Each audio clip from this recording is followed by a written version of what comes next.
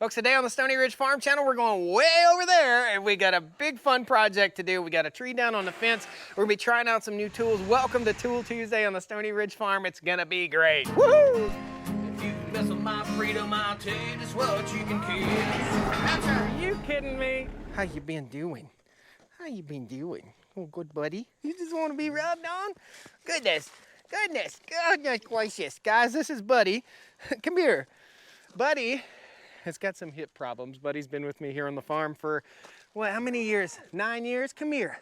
Hey, how long you been with me? What in the world are you? Just lay down then, you crazy dog. Lay down, you crazy dog. We gonna ride? Want to go for a little ride? Let's go. Come on, buddy. Good boy. Watch this. Hey, get him. Get him. Get him. Get him. Get that groundhog. Get that groundhog. Get him, boy. Get him.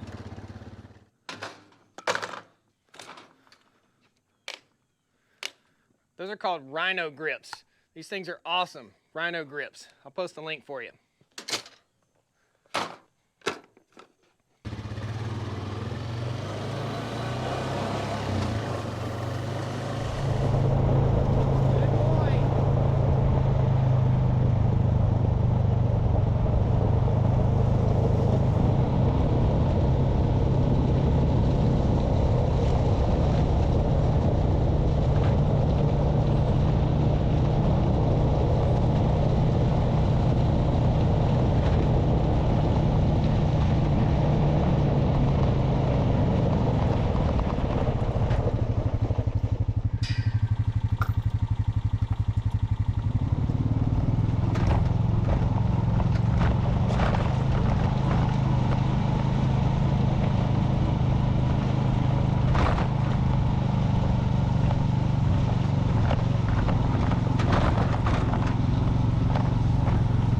We're way on the other side of the farm. We're almost as far away from the house as you can possibly get on the property.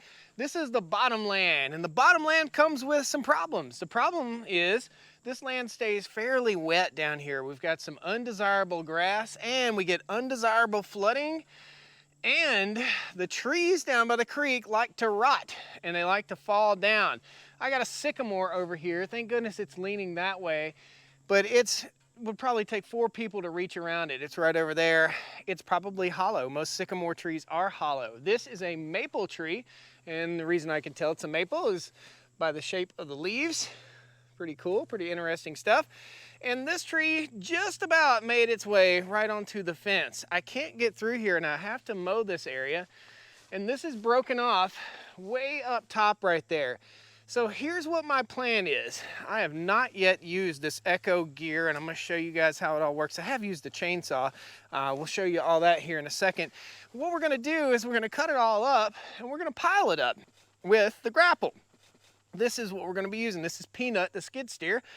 And Peanut has a Tri-L Precision Manufacturing grapple on there. This is a heavy-duty grapple for a skid steer or tractor, however you might wanna use it. The reason I like this grapple versus a single cylinder grapple is that if you grab an uneven pile, this one can squeeze that much, and then this one can squeeze this much. Get what I'm saying? So if you've got an uneven pile, and that's what you're using a grapple for, unless you're just picking up straight logs, you need to be able to grip with 2 grippers, in other words.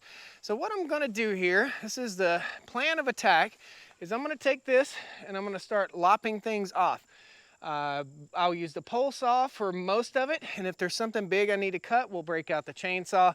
We're gonna try the chainsaw anyway.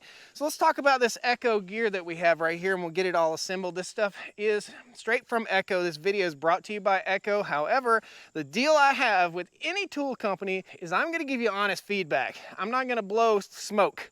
In other words, if it's not good, if it's lacking in some way, I'm gonna explain it to you. I'm gonna show you how it works, and we're gonna put it to work. So that's the deal. We're gonna wear our safety gear. We're gonna be as safe as we possibly can. These are battery-powered critters. There'll be links to all the gear that we're using in today's video, including the Copeland grippers right here. They're called Rhino grips. The awesome saw haul, all that stuff. There'll be links in the video description for you guys. There is a link to my Amazon page.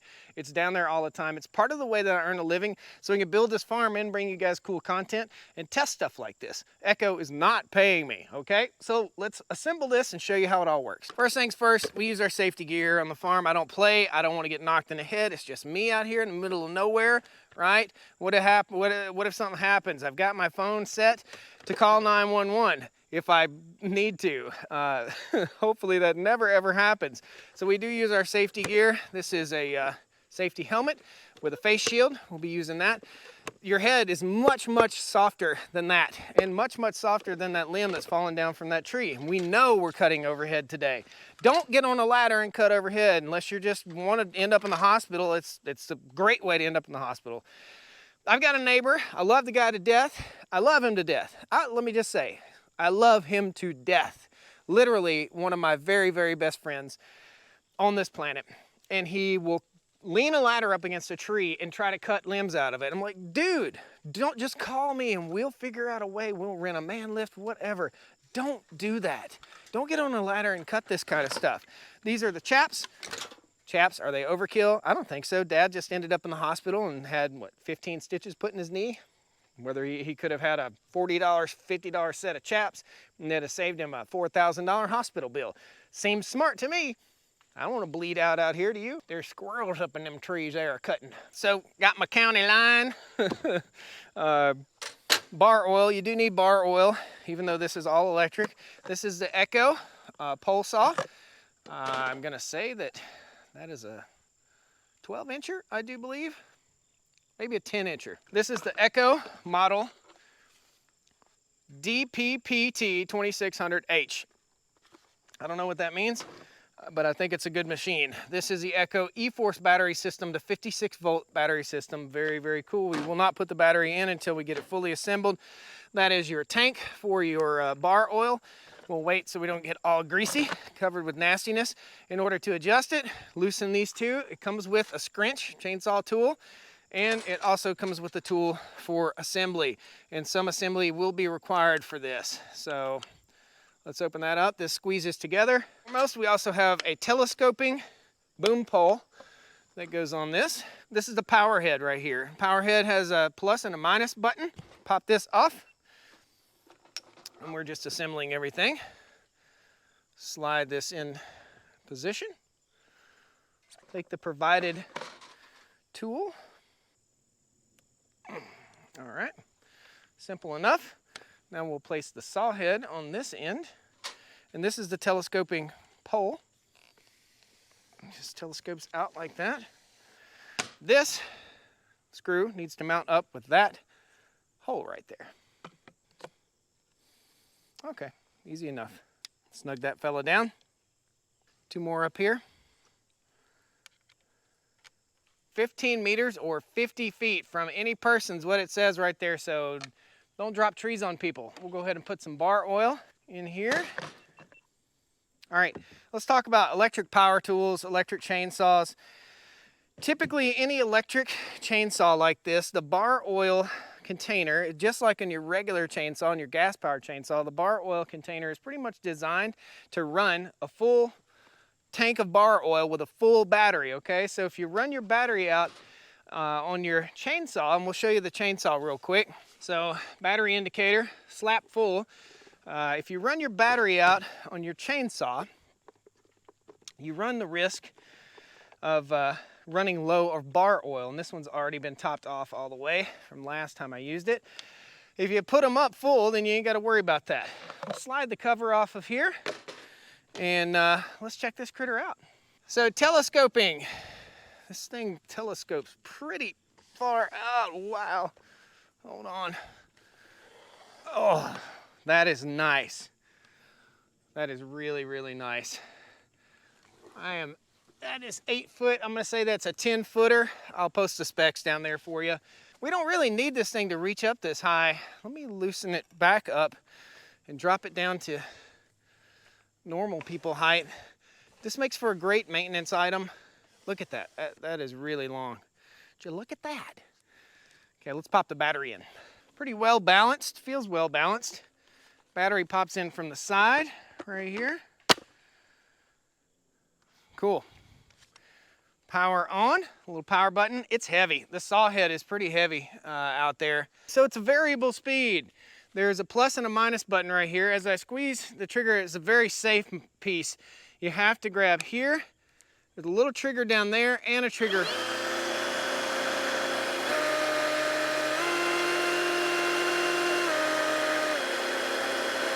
Three speeds. I don't know why you'd need 3 speeds, but it's not a variable trigger. So you squeeze it, you got 1 speed. Some of these pole saws like this have a variable trigger where you squeeze harder, it goes faster. So I totally understand that.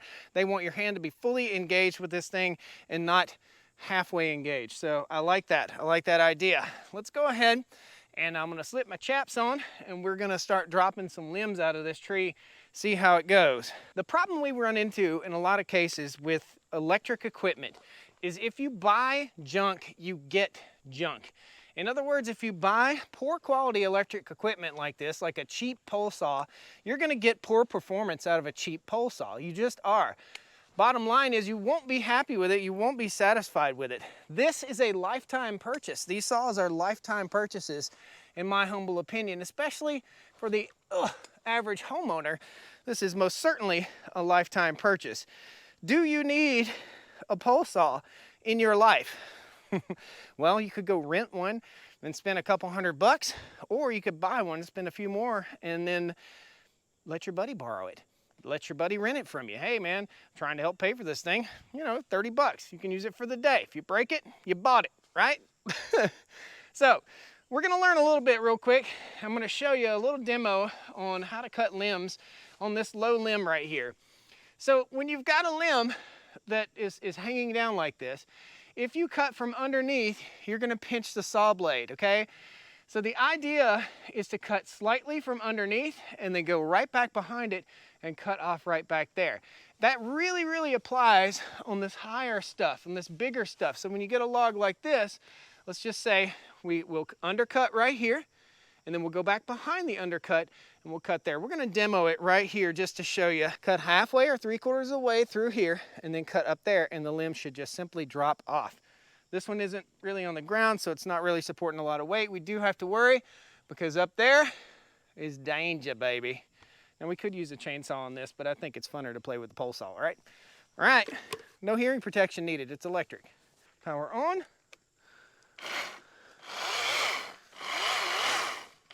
Okay, for demo purposes, down low here, I'm gonna cut. Okay, if I kept cutting, it would pinch right there, then I'm gonna drop. See that? If you do this up against a tree, it will literally leap off the side of the tree. Now, we've got this knob left right here. So if you're cutting up next to the edge of a tree, cut way on out here, drop that little piece off, and then, yoop, knock that knob off, just like we're gonna do right now.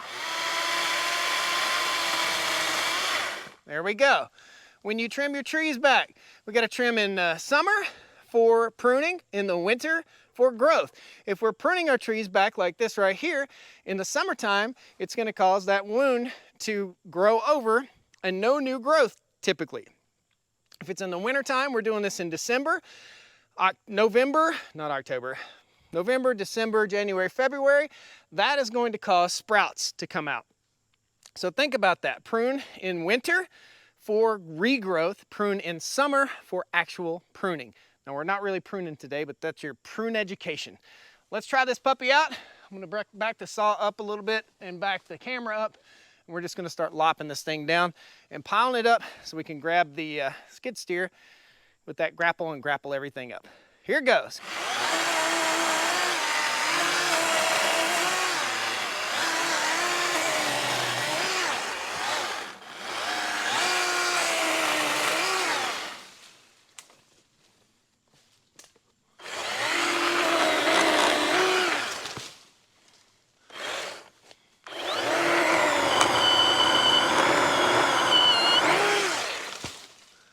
Nice.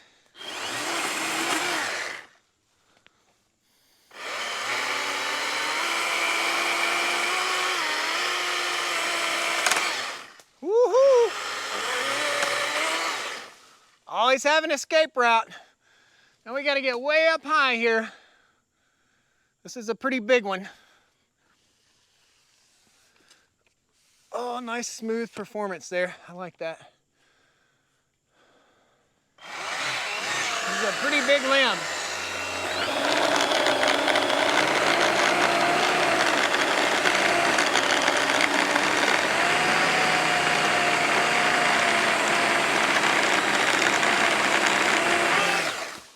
Nice. That was a big one. Nice. How are we gonna get this big one down? Oh, way up.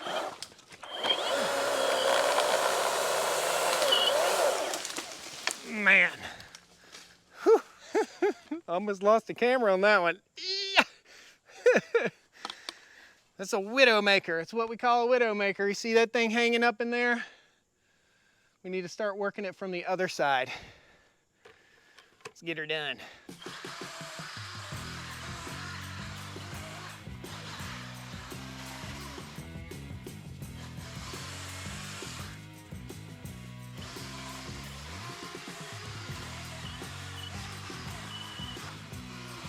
Chainsaw on a steed.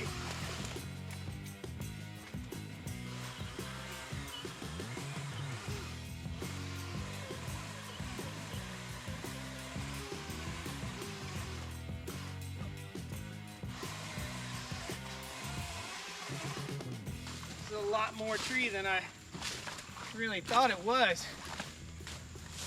That's a lot.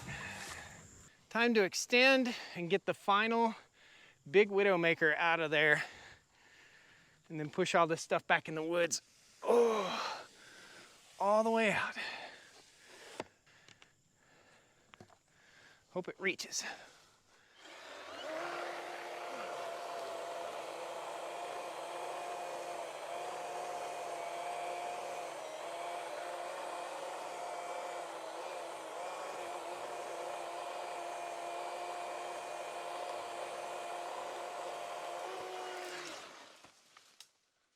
Cool.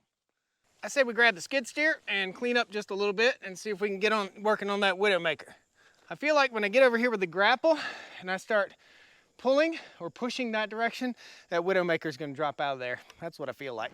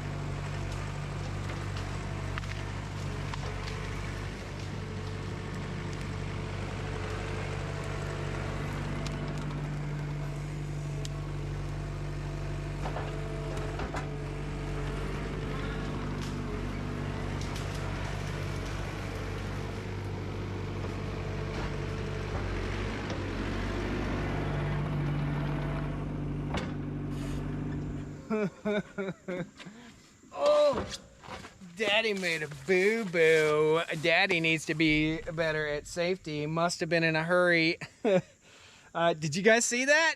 I'm gonna try and play it back for you. I don't know if you'll be able to see it or not. I made a boo-boo. I did not lock down my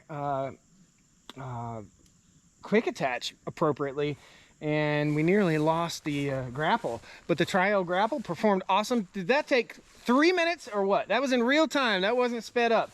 Push, push. I tore down the widowmaker in 2 seconds, and that was it. We're not even gonna get to try the Echo chainsaw because that's it. It works so good.